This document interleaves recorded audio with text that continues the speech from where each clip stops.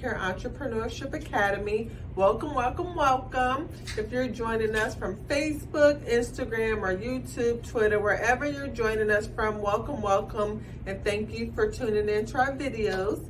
So today we're going to talk about caregiver recruiting. This is going to be a very crucial part of your home care agency. During the pandemic, it's been a very trying time for home care agency owners to recruit.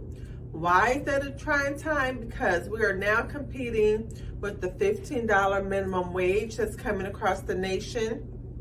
Many states have already started implementing a $15 minimum wage policy that every business has to uphold. We're also competing with the pandemic, and we're competing with unemployment money, stimulus money, PPP money, and also the rates that the pandemic has allowed nurse aides to get with pandemic emergency pay. So now people are coming in requesting higher pay. So we're going to talk about the caregiver recruiting process, some tips on how to get great quality caregivers, and how to try to compete with some of the barriers I just mentioned. Your caregiver recruiting process cannot, I repeat, it cannot be a post on your personal social media page saying, hey, I have a shift today, who's available to work. This will not build trust amongst your other caregivers or your clients when you're just hiring people off the street who has not gone through a process to get hired with your company. Your process needs to include background checks, if you do drug screening, and other various checks on their quality before you send them to a client. Because one wrong day with a client's home, at a client's home, can cause you to lose a client. So while it can be very stressful finding caregivers and covering shifts, you're going to have to get creative in finding new ways to cover emergency shifts so that you don't have to resort to unsafe practices.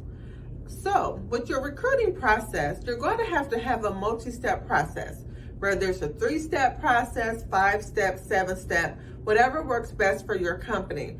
This process is going to include putting out leads. There's going to be many different avenues you can put leads out on, but you're going to have to determine what is the best lead source for you. Whether it's Craigslist, Indeed, or social media, or etc., there's many ways to put out leads to draw in people to your company to get applications to come in. When you're putting out leads, you want to find creative ways to recruit caregivers.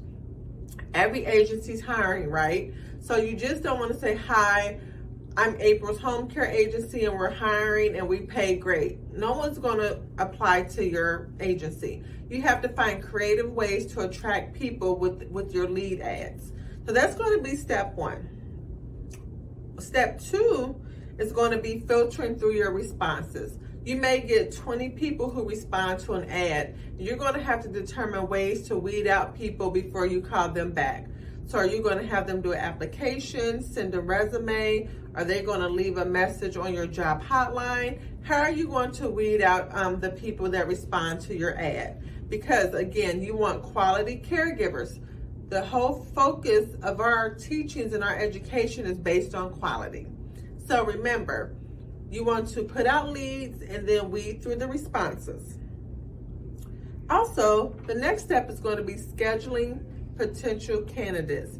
When you schedule the candidates, you want to make sure you can get them scheduled in a quickest amount of time as possible, because many caregivers need to start right away. So when you schedule for them to come in, the normal rate on a great day for agency is a 50% show-up rate. So if you schedule 10 people to come in to do interviews, maybe 5 will show up on a good day. And since we've been in a pandemic, it's even lower. It's down to about a 30% show-up rate. So you may only have 3 people show up. So again, whether it's you or you have a scheduling coordinator or your HR person, you have to find creative ways to get people from the phone calling or putting in a lead application to actually getting into your office. So you have to be creative. Once you weed them out and schedule them to come in, you want to have an orientation process. Your orientation process has to be quick and easy, and it can't be boring. You want to keep people's attention, and you want to make sure that they're going to be interested in working for your company. Why did you start your home care agency? What is your focus? Tell them how you really care about your clients, and they will eventually care about your clients too. Many caregivers' biggest complaint is working for agencies who don't seem to care about their clients, who really don't care if Ms. Jones fell or not. They just want to make sure the bill is paid. So caregivers love to work for agencies and owners who also care about their clients. So once they go through the orientation process and you decide they're a good fit, you want to get them started working as soon as possible. That's going to be the key to keeping your caregivers once they go through the hiring process. Many caregivers, when they come to apply for your agency, they are in an immediate need for work. They need to get started right away. They cannot wait 2 weeks to start working, or they will move on to another agency because, again, many people are hiring. So therefore, you have to have a client to put them with, which all goes back to your client referrals. So you have to have consistent client referrals to have consistent work for caregivers. It all goes hand in hand. So with our education system, we teach you how to get the client referrals as well as hire, so it can just keep the ball rolling. Once you lose a caregiver, it's often due to not having enough work. We've gotten many caregivers, great caregivers, who have come to us because their previous agency ran out of work. So while this process needs to be diligent, it has to be a fast-paced process. You want to remember this because caregivers will move on to the next agency really quickly. There's a plethora of agencies just like yours who are hiring, who are in need of great caregivers. Circling back to some of the barriers that you may experience, you're going to have to tell the caregivers how you're different from a nursing home who may be paying $18 an hour versus a home care who may be paying a little less than that.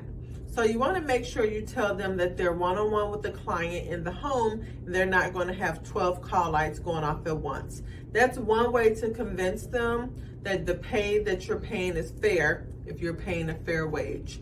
And we're going to get to that in our caregiver retainment section on another video.